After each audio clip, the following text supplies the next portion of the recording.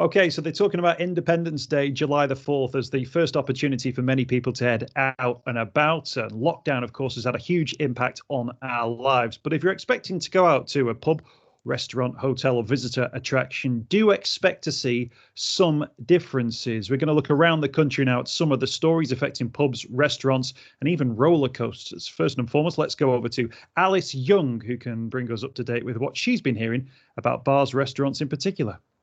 Well, interestingly, in Leeds, people have mixed opinions on whether they should or shouldn't be opening with the easing of lockdown measures. So I've spoken to a bar and a cafe, which are only 100 yards apart, but one of them is opening on July the 4th and the other one isn't. The bar's bringing new measures in place, like further security on the door. They've got more tables outside too, but the cafe is going to stay open as a takeaway only venue. They're encouraging people to come and grab a coffee there, but just take it to enjoy in the park in the sunshine instead.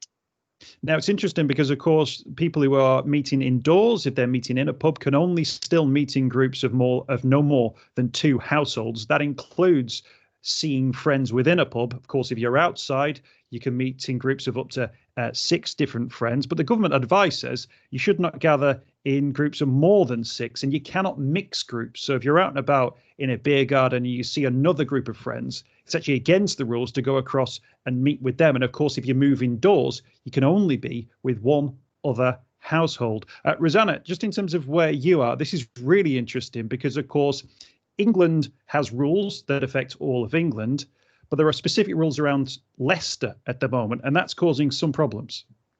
Yes, so obviously Leicester is the only place in the UK at the moment that does have its own local lockdown, which means obviously pubs and restaurants and anything there can't reopen this weekend. So I've been speaking to a group of pubs in Nottingham, so just up from Leicester, which have taken extra measures to try and get around the fact that some people from Leicester may be possibly tempted to kind of break their lockdown and head up to Nottingham for a pint.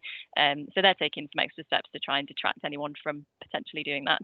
So they are asking everyone to bring ID with them, and they're going to be checking everyone's ID when they come into the pub to check that they don't live in Leicester, essentially. So the advice is that if your ID has an LE postcode, you need to bring something else with you. So that could be like a bill or a letter or anything basically to prove that you do live in Nottingham.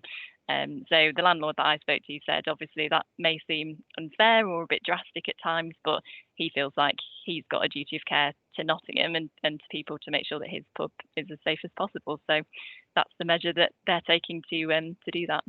And of course, some pubs and restaurants will be potentially helping the contact tracing system as well. So it may well be that further ID is required right across the country as well. Now, Eloise, just tell us about the last few days that you've had, because, of course, it's not just about pubs and restaurants. It's also about the visitor attractions. Just tell us about the day you had up in Blackpool. Yeah, so attractions like theme parks will be reopening again up and down the country, but again, looking quite a bit different. Like you said, I went down to Blackpool Pleasure Beach to see what measures they'll be putting in place. And I think it's worth saying that the park hasn't closed like this over the summer since it opened in 1896, even staying open through 2 world wars. So there's quite big differences, and the changes we'll see, obviously there's more room for queuing with social distancing markers on the floor, hand sanitation points, and the carriages will be wiped down after every ride and then a deeper clean every hour. And on certain rides where you might be screaming, I've been given a face mask to wear when I went on it, and wearing it was quite weird but still fine. And then obviously you'll have to book to go online, and they're letting fewer people in, so probably not going to be the big queues that you're used to. Excellent stuff. Well, I'm glad you managed to get a bit of merchandise from Blackpool, and hope you enjoyed your day on the roller coasters without the crowds. Now, the government say, and we'll put a link to the government advice at the bottom of this post, that people will be trusted to continue to act responsibly. We do hope you all stay safe, whatever you're doing this weekend. Alice, Rosanna, Eloise, thank you for your time. I'm Mick Coyle, Senior Correspondent. Have a great weekend.